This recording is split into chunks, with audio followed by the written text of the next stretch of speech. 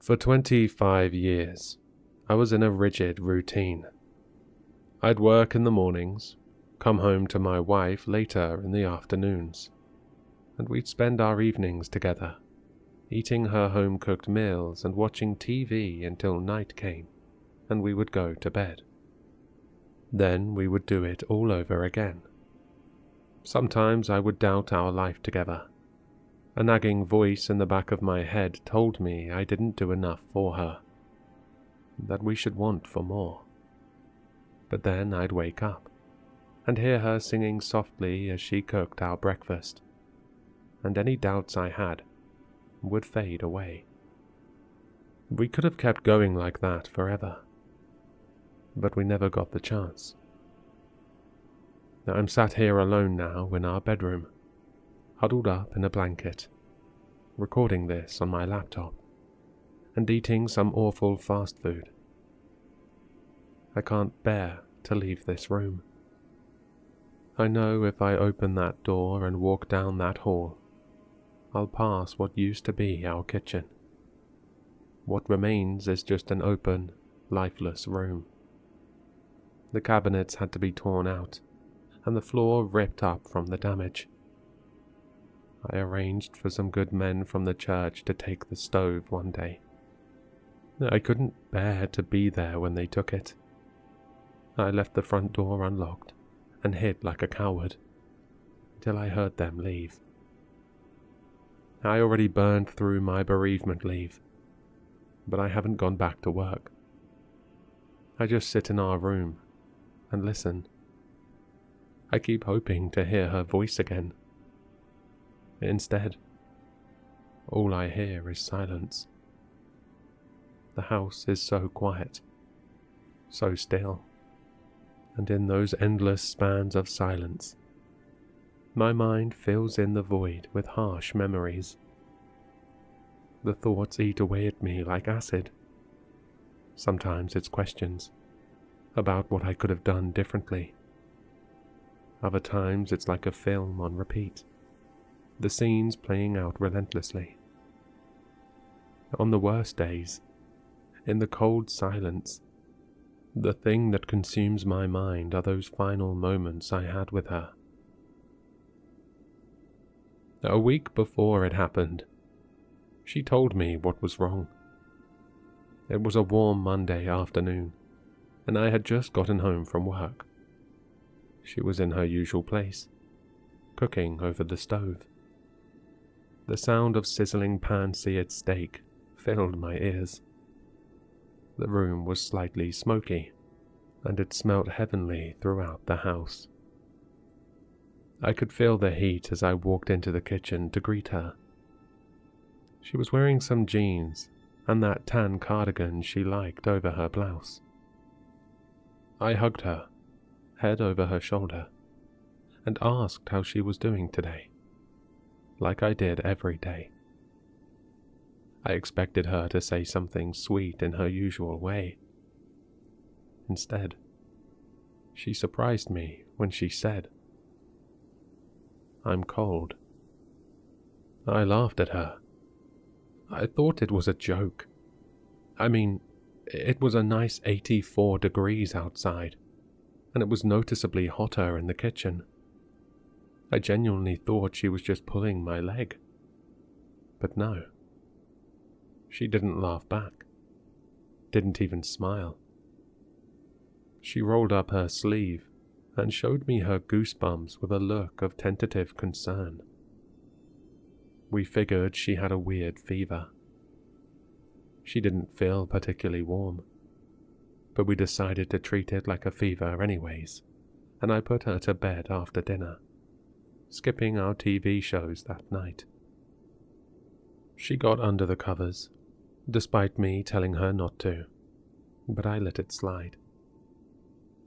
As I was leaving the room to let her rest, I remember how she grabbed my hand and she asked me if I would stay for a prayer.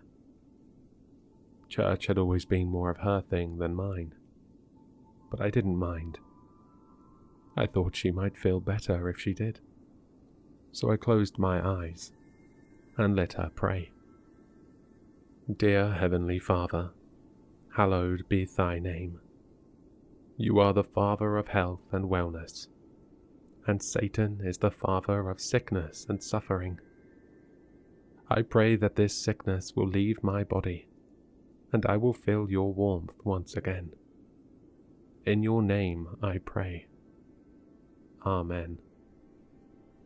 She seemed satisfied, and I wanted to give her space, so I left and tended to the house. I washed the dishes, cleaned up the kitchen, and watched some of our shows without her. I remember feeling lonely that night. Her absence felt like a tear in a winter coat. When I came to bed, I was relieved to have her by my side again. I was sure that in a day or two, this fever would pass, and she'd be right by my side again. But this wasn't a fever. Our routine was disrupted into something new, something worse.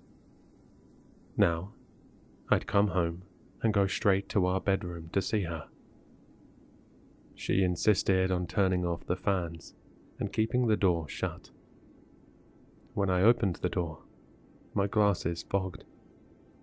I'd find her, kept under more blankets than I remembered giving her, usually sleeping. I'd sit by her and ask her how she was feeling. Each day, she gave the same one-word answer, each more disheartened than the last. Cold. The task of cooking fell on me, and I thought I couldn't go wrong with some chicken noodle soup. It was supposed to help, but I'm no cook. There was always something missing, something I couldn't give it. But we ate it all the same. I learned I had to let it cool before I gave it to her, otherwise she would scald her mouth. Not that she seemed to mind. After dinner, I would clean up, watch some shows alone while she went back to sleep. Then I'd join her in bed. I'd try to snuggle up to her, to give her some of my body heat. I tried to take the cold from her, but after a time, I gave up.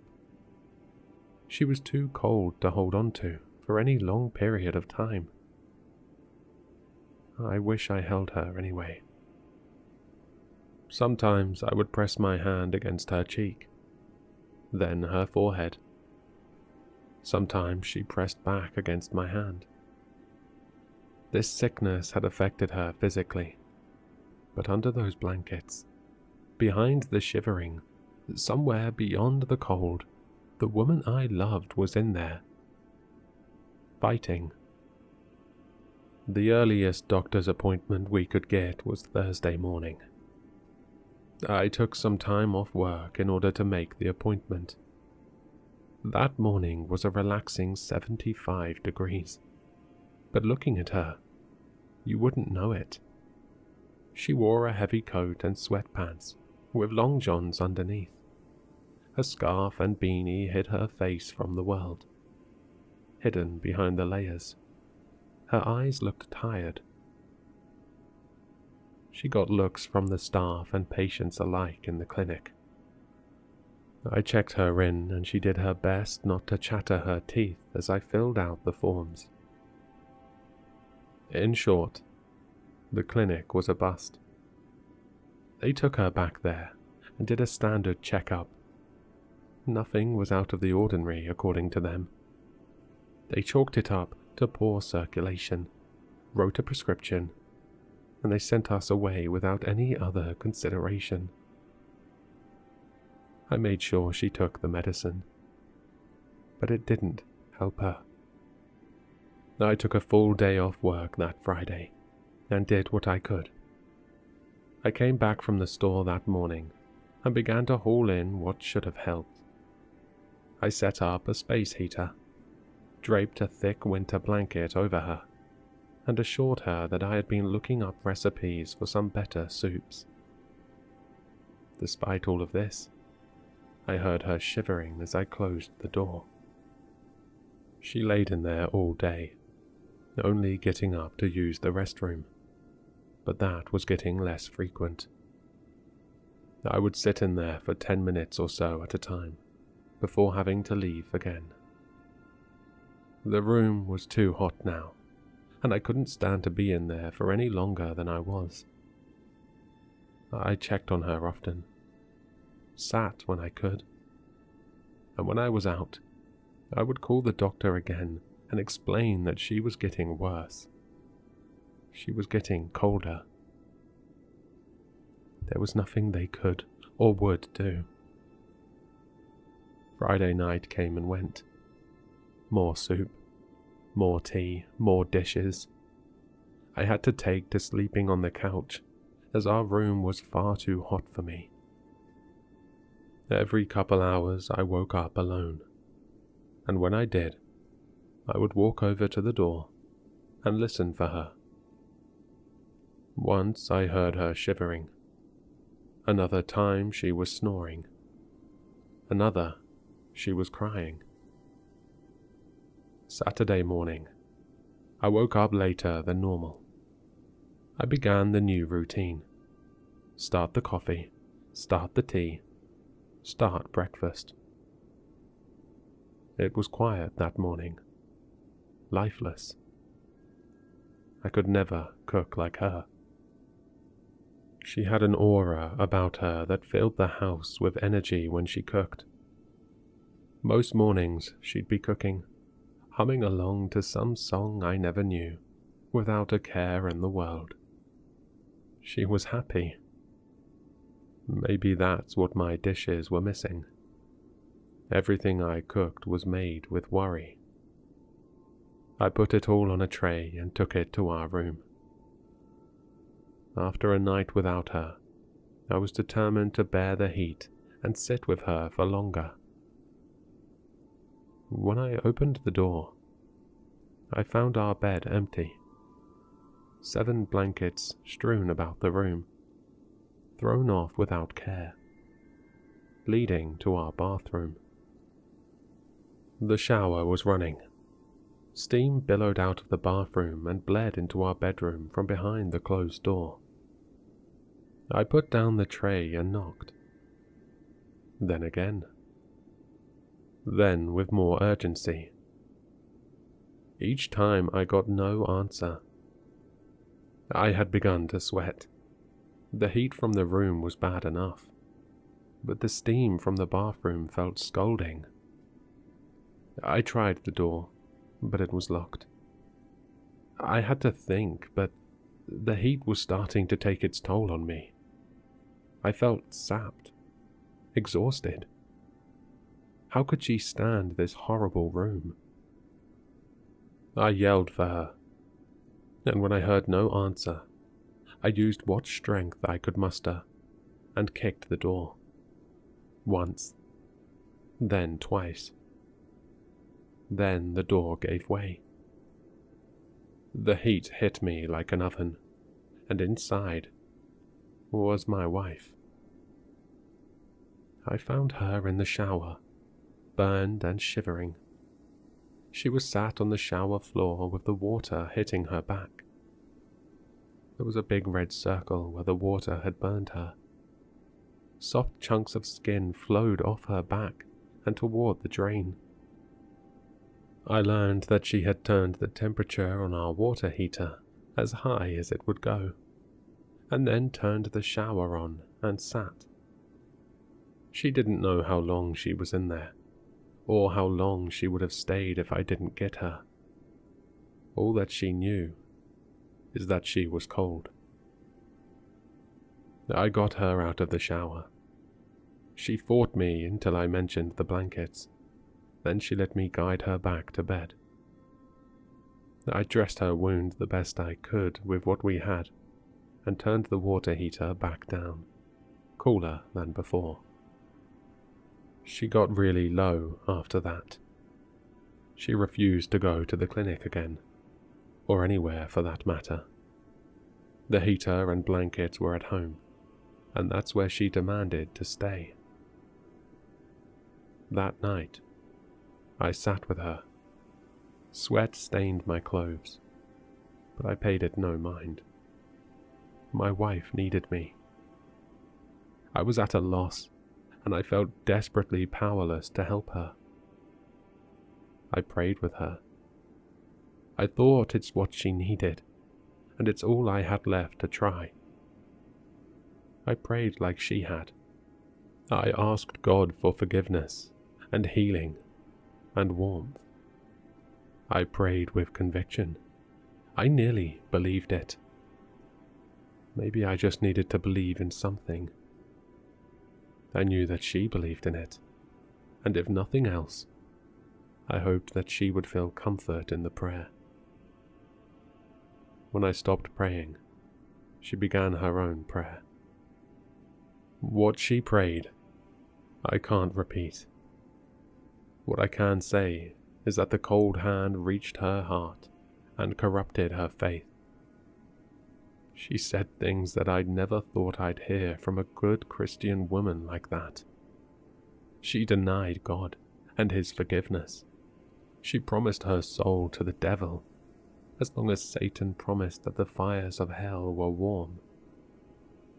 Any enthusiasm, any hope she had, was gone. The cold had taken it away. I slept on the couch that night. That Sunday morning, I woke up groggy. The couch had not been treating me well, and the anxiety had treated me worse. I got up anyways, and headed to the kitchen.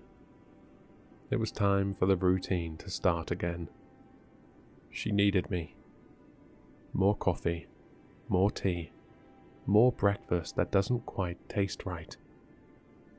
When I got to the kitchen, I heard that familiar humming. That comforting sound of cabinets and drawers, opening and shutting.